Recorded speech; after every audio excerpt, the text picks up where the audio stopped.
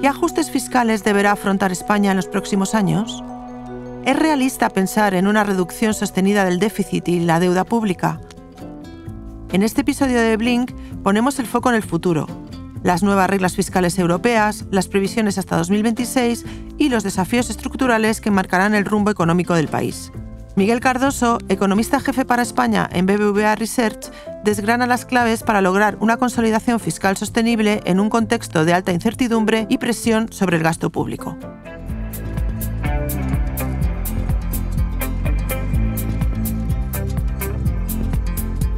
Blink, un podcast de BBVA, con Reyes Pariente.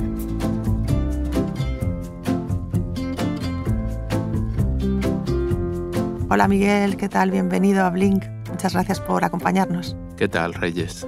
Pues encantada de que nos acompañes en este episodio de Blink, en el que vamos a hablar un poquito del déficit fiscal, de las nuevas reglas fiscales. Si te parece, vamos a comenzar y poner un poquito en contexto. ¿Cómo ha evolucionado el déficit fiscal en 2024? ¿Cuál ha sido el cierre? Pues mira, el cierre fue de un déficit del 3,3, que supone cierto progreso respecto al cierre de 2023, más o menos entre 3 décimas mejor que el desequilibrio que se observó en 2023. De todas maneras, esto está bastante afectado por todas las ayudas que fueron necesarias para apoyar a las personas, a las empresas afectadas por la DANA. Sin ese gasto extraordinario, lo que hubiésemos visto es más un desequilibrio, un déficit del 2,8% del PIB. Y es un dato que es muy bueno, sobre todo tomando en cuenta que es el mismo dato que teníamos antes de la pandemia. En 2019 el déficit de las administraciones públicas se sitúa alrededor de este 2,8% del PIB. Cuando uno ve los niveles de deuda, también hemos convergido. La deuda pública en estos momentos se encuentra alrededor del 100% del PIB, más o menos similar a lo que teníamos en 2019. Entonces, lo que tenemos es que hemos regresado a ese punto de inicio después de que fueron necesarias todas estas medidas para combatir la pandemia, y en ese sentido España es uno de los pocos países que ha podido reducir ese desequilibrio que se dio antes o como consecuencia de la pandemia en un entorno de elevado crecimiento. ¿Qué factores explican esta buena evolución? Principalmente lo que estamos viendo es un comportamiento de los ingresos bastante positivo. Parte tiene que ver con la recuperación económica. Esto es consecuencia del aumento relativamente importante del gasto, particularmente en servicios, esta recuperación tan intensa que hemos visto en el turismo, la priorización que han hecho las familias durante todos estos años,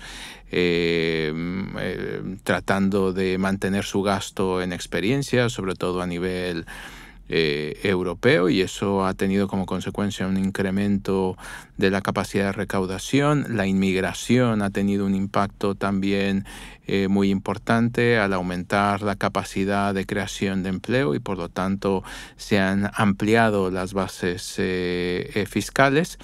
Y por otro lado, lo que hemos visto también es un incremento en la carga fiscal. El tipo medio del IRPF se ha incrementado como consecuencia, pues, del aumento que ha habido de los salarios a partir del incremento de la inflación. Esto ha hecho que las personas hayan ido escalando en esos niveles de IRPF, y por lo tanto hayan ido contribuyendo cada vez proporcionalmente más al aumento de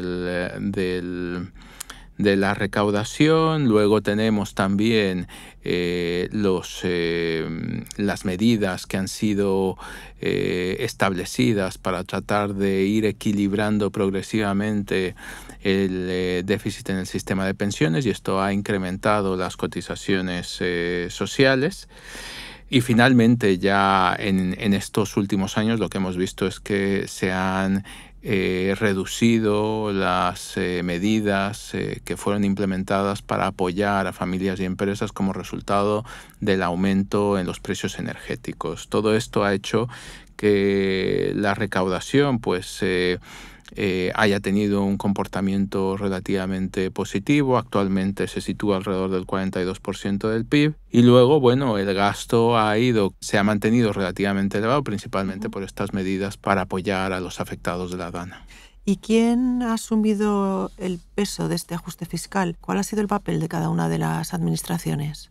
Bueno, puntualmente el año pasado lo que hemos visto es una mejora relativamente importante del saldo de las comunidades autónomas, algo más de medio punto, también de la seguridad social. Y la mayor parte del deterioro, digamos, esto está compensado por un deterioro de las cuentas de la Administración Central. Esto pues refleja, por un lado, transferencias entre administraciones públicas, algunas de ellas que tienen que ver con el sistema de financiación. Por lo tanto, no es que el año pasado particularmente las comunidades autónomas lo hayan hecho muy bien, sino que esto refleja que los ingresos han ido mucho mejor de lo que se esperaba, sobre todo durante los últimos años, y entonces la Administración Central ha compensado a las comunidades autónomas por ingresos por debajo de lo que en principio merecían en años anteriores. Y luego, bueno, pues también hay transferencias que se están realizando desde la Administración Central para reducir el desequilibrio que se encuentran las cuentas de la seguridad social. Pero en resumen, pues ahora mismo lo que tenemos es que la mayor parte del déficit se encuentra concentrado en la Administración Central. Si te parece, vamos a mirar un poquito para adelante. ¿Qué previsiones fiscales manejáis para 2025 y 2026? ¿Qué se espera en concreto en términos de déficit y deuda pública? Primero hay que tomar en cuenta que nuestras previsiones apuntan a que el crecimiento se mantendrá relativamente elevado este año y por lo tanto esto va a contribuir a que el déficit caiga. En principio lo que tenemos es un déficit del 2,7%. Todavía también afectado por medidas relacionadas con la DANA, más o menos esperamos que este año todavía se reflejen un gasto de 0,3% del PIB relacionado con estas medidas que han sido necesarias para apoyar a los afectados de la DANA, y el siguiente año lo que tenemos es un déficit del 2,4% del PIB, a pesar de la desaceleración que se pueda producir en la economía como consecuencia pues, de toda esta incertidumbre que se vive actualmente en los mercados, del impacto que puede venir del aumento de los aranceles, pero en la medida en que esta desaceleración y por lo tanto el impacto negativo que pueda tener sobre los ingresos, esto se puede ver compensado por el hecho de que estas medidas extraordinarias que fueron necesarias para paliar los efectos de la DANA van a ir desapareciendo y por lo tanto, bueno, pues esto va a mejorar las cuentas públicas. Miguel, y tenemos también nuevas reglas fiscales europeas en marcha. ¿Qué nos puedes decir al respecto? ¿Qué ajustes concretos deberá afrontar España en los próximos 2 años? Bueno, esto es una de las cuestiones más importantes que vamos a tener que discutir hacia adelante. En principio, el Reino de España se ha comprometido a, durante un periodo de 7 años, establecer medidas por alrededor de 0,4 puntos porcentuales del PIB, junto con un ambicioso programa de reformas estructurales. Esto pues es un plan fiscal exigente. Imagínense ustedes, pues durante los próximos 4 o 7 años, 0,4% del PIB, a lo mejor un año no implica un sacrificio relativamente significativo, pero en el acumulado estamos hablando pues esto de 2,5 puntos del PIB. Y por lo tanto, al principio puede ser relativamente fácil encontrar gasto superfluo, ineficiente, pero conforme vayamos ahondando en esta consolidación fiscal, se van a tener que tomar decisiones relativamente trascendentes durante los próximos años. Es cierto que En principio, el peso del ajuste se pone sobre el gasto. El gobierno se ha comprometido a que el gasto solamente aumente un 2,9%, el gasto, buena parte del gasto no financiero que aumente alrededor de un 2,9% en términos nominales, y esto implica crecimientos por debajo del PIB. Entonces, esto es lo que en principio podría dar esa consolidación, pero esto implica muy probablemente menores servicios, menores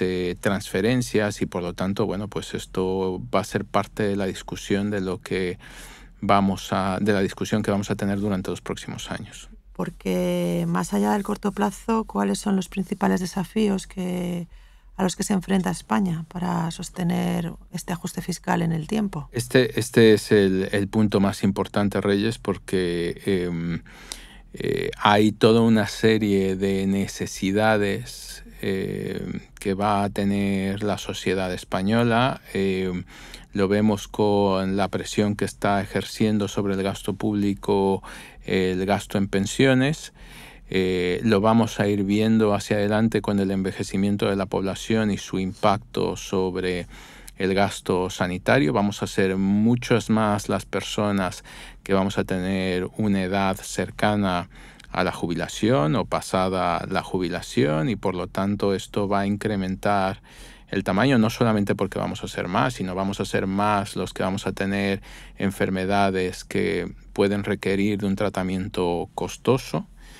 Estamos viendo, por ejemplo, que el entorno geopolítico nos obliga a invertir para tratar de tener cierta soberanía, por ejemplo, en la provisión de energía. Entonces hay necesidades de provisión de infraestructura energética. También nos está empujando a tener una infraestructura ligada con la seguridad, y estamos viendo todo este debate de incrementar el gasto relacionado con la defensa. En general tenemos un entorno donde tenemos todo este debate sobre qué hacer con la vivienda, y hay toda esta necesidad de incrementar la vivienda de alquiler social. Entonces hay muchas demandas, hay muchas necesidades, y esta necesidad de consolidar las cuentas públicas va a convivir con todas estas demandas sociales. Y en este escenario, ¿qué crees que hace falta para que España cumpla con sus compromisos con Europa de una forma sostenible? En primer lugar, lo que necesitamos es un plan hacia adelante. Tenemos que empezar desde tener presupuestos hasta tener un consenso político alrededor de las medidas que son necesarias para atajar todos estos desequilibrios de medio y largo plazo, como es el caso de las pensiones, y como será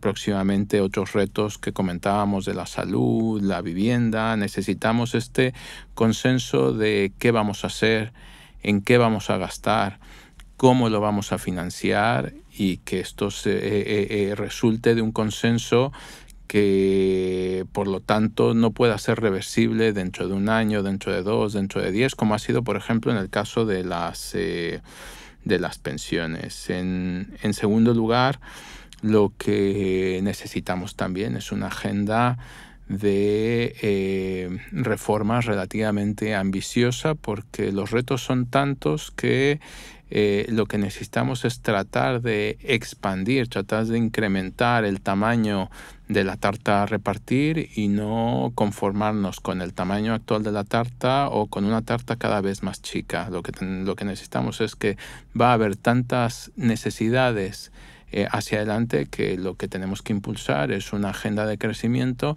que permita que se expanda esa tarta, y que los sacrificios que tengamos que hacer sean mínimos, dado el éxito que se puede tener en términos de crecimiento económico con esas reformas. Y en tercer lugar, lo que necesitamos es también tener una coordinación relativamente importante a nivel europeo, que si es más eficiente proveer algunos de estos servicios a nivel del continente, pues que nos podamos coordinar para que no estemos duplicando gastos, para que esos mecanismos de defensa sean lo más eficientes posibles, pero también para que el espacio fiscal que existe en Europa sea utilizado de la mejor manera, ¿no? Entonces, bueno, pues esas son algunas de las cosas que creo que pueden ayudar.